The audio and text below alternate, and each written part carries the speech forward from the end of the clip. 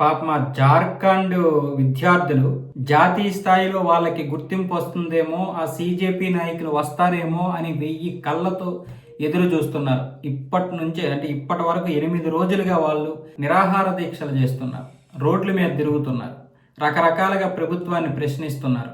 రాహుల్ గాంధీ కానీ లేకపోతే సీజేపీ వాళ్ళు కానీ ఒక్కడ మాట్లాడటం లేదు.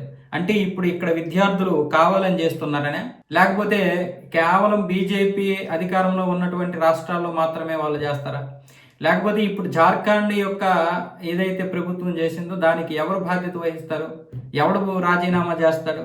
ఎవరు రాజీనామా చేస్తారు? రాహుల్ గాంధీ చేస్తాడా? ప్రియాంక గాంధీ చేస్తుందా? లేకపోతే అభిజిత్ దీప్కే చేస్తారా? ఎవరు చేస్తారు చెప్పండి?